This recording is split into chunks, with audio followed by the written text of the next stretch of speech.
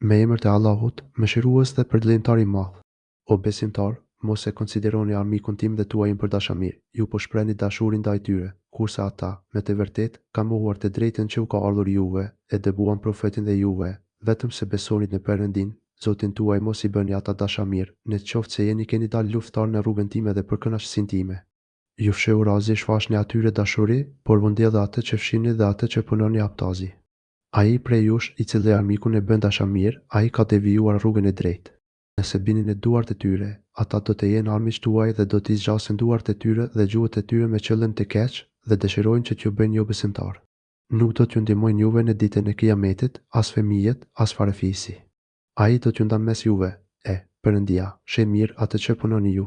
Shembulli mrekullueshëm për ju është Ibrahimi dhe ata që kanë qenë me të, kur i than popullit e vet, ne jemi larg prej jush dhe prej atyre që i luteni ju, përveç Perëndis, na nuk u besojmë juve dhe armiqësia urrejtja midis nesh është e përreshme, përderisa të mos besoni se ekziston një Perëndi vetëm, por përveç fjalës së Ibrahimit për të mirën e babës së tij, unë do të kërkoj falje për ty, por nuk kam kurfar mundësi për të shpëtuar ty prej dënimit të Perëndis. O Zoti ynë, te ti mbështetemi dhe ty të drejtohemi dhe te ti do të kthehemi. O Zoti ynë, mos lejo që të bijmë në provë të pafeve dhe fala neve. O Zoti ynë, me të vërtetë, ti je i plotfuqishëm dhe i gjithdijshëm. Me të vërtetë, ky ka qenë shembull i mirë për ju, për ata që shpresojnë në Perëndin dhe në ditën e Kiametit. E kush manget, me të vërtetë, Perëndia është i pavarur, ai meriton tërë falënderimin. Ka gjast që Perëndia do të lidh vendos dashuri midis jush dhe atyre ndaj të cilëve keni qëndrim armiqësor. Perëndia është i plotfuqishëm dhe falës e mëshirues. Perëndia nuk ju ndalon të shprehni mirësinë dhe të jeni të drejtë ndaj atyre, të cilët nuk luftojnë kundër jush për shkak të fesë suaj dhe që nuk ju dëbojnë juve prej shtëpive tuaja. Me të vërtetë, Perëndia i don të drejtit.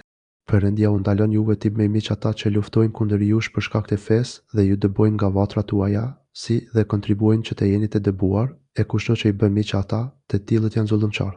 O besimtar, kur po vinë juve besimtarët emigrante, provoni besimin tek ato, e Perëndia më së miri e di besimin e tyre.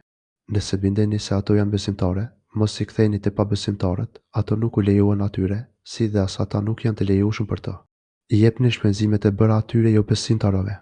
Nuk ka pengesë që t'i merrni ju ato për bashkëshorte, pasi t'u jepini dhurata martese.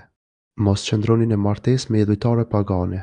Kërkoni atë që keni dhënë si dhuratë martese, por dhe ata jo besimtarët le të kërkojnë atë që kanë dhënë si dhuratë martese. Ky është gjykimi i Zotit, ai gjykon në mes jush, e Perëndia di çdo gjë dhe është i gjithdijshëm. Nëse ndonjëra prej grave tuaja kthehet e jo besimtarët si dhe anasjetas, atëherë plotësoni ju atyre shpenzimet e martesës. Dhe duajuni Perëndis, të cilët i besoni ju. O pejgamber, kur të vinë ty besimtarët që të betohen se nuk do t'i bëjnë shok Perëndis asgjë, se nuk do të vjedhen, se nuk do të kurvërojnë, se nuk do t'i mbysin fëmijët e tyre dhe se nuk do të vinë me ndonjë mashrim shpifje të madh në atë që gjendet në mes duarve dhe këmbëve të tyre mos të bëjnë kupi, dhe që të mos kundërshtojnë ty në atë që është arsyeshme në kryerjen e dispozitave të fesë. Ti pranoje betimin e tyre dhe lutju Perëndis për to, me të vërtetë, Perëndia është falës dhe mëshirues. O besimtar, mos e bëni mik atë popull, në të cilën Perëndia është i zemëruar, ata e kanë humbur shpresën për jetën tjetër, ashtu si kundër ju besimtarët që e kanë humbur tërë shpresën prej të varësurve se do të ringjallen.